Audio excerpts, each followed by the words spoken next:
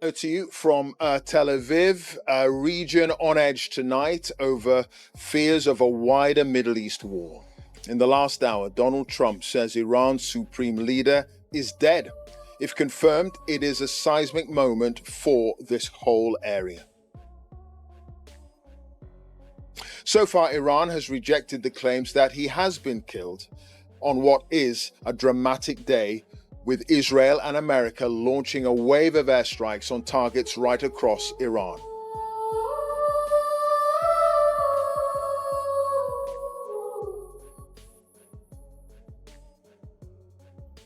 Our forces are active, and British planes are in the sky today as part of coordinated regional defensive operations to protect our people, our interests, and our allies.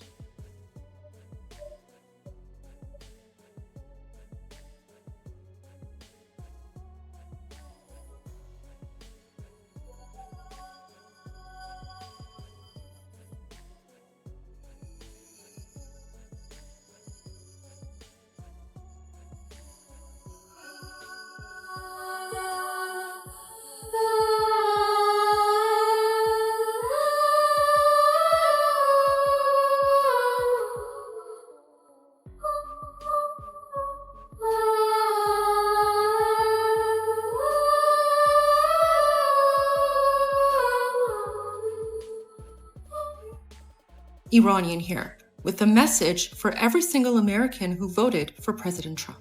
From the bottom of my heart, thank you. God bless President Trump, God bless the US military, and God bless America. The way this story detonated overnight tells you everything about the era we're in. Reports confirmed joint strikes by the United States and Israel on targets inside Iran. Within hours, Donald Trump was publicly floating the idea that Iran's top leadership had been taken out. Hold up. As of this report, there has been no independently verified proof that Iran's supreme leader, Ali Khamenei, has been killed. And that nuance matters, because when a sitting president hints at the death of another nation's head of state, markets react, militaries reposition, and everyday people start to panic. The military strikes themselves are not in dispute. U.S. and Israeli officials say multiple sites were hit in operations framed as defensive and strategic. Tehran answered with its own threats and missile activity. Tensions spiked fast. But what pushed this beyond battlefield maneuvers into something cultural and psychological was the suggestion of leadership decapitation. And that's when the comedians jumped in. D.L. Hughley wasted no time posting on Instagram. He pointed to what he believes is a recurring script: turmoil at home, force projected abroad. How many black and brown people are going to die to distract from the fact that the President of the United States of America, the current president, is mentioned in the Epstein list at least 38,000 times, more than Jesus was mentioned in the Bible. Because that's the game. When poll numbers are down, bomb somebody black or brown. It's an American tradition. And the podcast bros who were supporting this president because he was supposed to bring no new wars, 8 countries have been bombed in the course of a year. And coincidentally, they happen to coincide with a revelation that was made about the Epstein file. Like this last one. Now, Howard Lutnick pictures were removed from the Epstein list. 50 pages, according to NPR, specifically mentioning Trump and the FBI and the investigation of a girl who credibly accused him of assaulting her. That was removed. And now we have this. And by the way, wasn't the bomb that he lobbed at them less than a year ago, wasn't that supposed to have taken away their capacity to make nuclear weapons? So what's happened now is in order to distract from the fact that the President of the United States of America is credibly mentioned in the Epstein files, where hundreds of young girls were sexually assaulted and trafficked. Today, a bomb dropped on a school where dozens of underage girls were killed. So because hundreds of underage girls were sexually assaulted, now dozens of underage girls are dying. How do you sound? How Christian is that? In D.L. Hughley's view, the timing isn't random, it's intentional. He's suggesting the military action isn't just strategy, it's smoke. To him, it's not coincidence, it's distraction.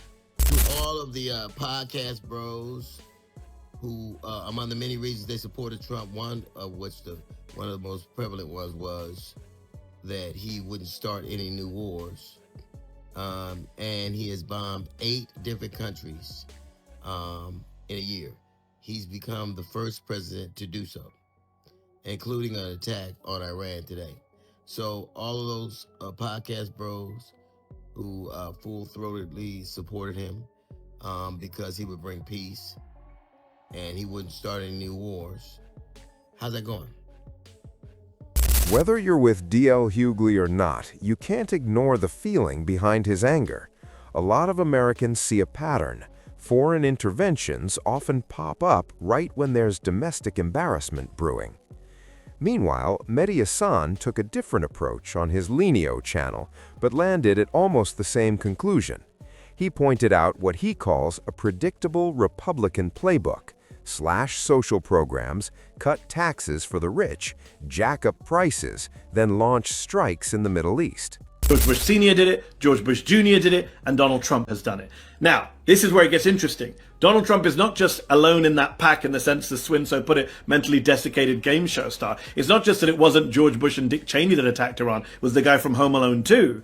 It's also the fact that he ran as the anti-war president, the anti-war candidate, the no more forever wars, the no regime change wars. Again, sorry to plug our excellent Zateo content today, but we just put out a piece at Zateo, listing out all the times Donald Trump and J.D. Vance and Tulsi Gabbard and RFK Jr. and Stephen Miller and David Sachs, all of these Trump people said, vote Trump. He's the guy who won't take us into any more Middle East wars. Kamala Harris will send your boys to fight and die, Stephen Miller said. Not us. Donald Trump said, there'll be no new war on my watch. He bombed 7 countries in 2024. He started 2025. He started 2026 attacking Venezuela. And now here we are with this major conflict in Iran. We don't know where it's going to go. And it was all a lie. And I'm sorry, I've got to say this. Swin said, we all knew. Well, many of us knew. But we also had a bunch of people on the right, and sadly on the left too, who bought into this bullshit line that Donald Trump would be an anti-war candidate. Then you hop on TikTok and it hits different. Black creators are posting clips showing real anxiety. Some are talking about a potential escalation into World War III. Others worry about economic collapse, draft rumors, or global retaliation. When you watch these videos, you see it in their eyes. Genuine fear. This isn't political theater. This is straight-up existential dread. I don't know what the fuck to believe. Half of the people, Fox, CBS, American, Israeli companies are saying that Iran's leader was assassinated through Israeli and USA strikes. The other, Iran not confirming nothing. And Iranian officials just posted a video of him addressing the nation, of him being alive. Some people saying it's pre-recorded. At this fucking point, Iran, you need to just let us know what's going on. You feel what I'm saying? Cause him being alive or not alive is a big part of what's gonna happen next. I spend a lot of time undermining the liberal propaganda about this intervention being humanitarian, the same Iraq war level rhetoric and nonsense. But just if you want to undermine it quicker, look at what Trump is saying. He doesn't believe that the Iranians can really be democratic. He wants to install a monarch. He wants to install Pahlavi.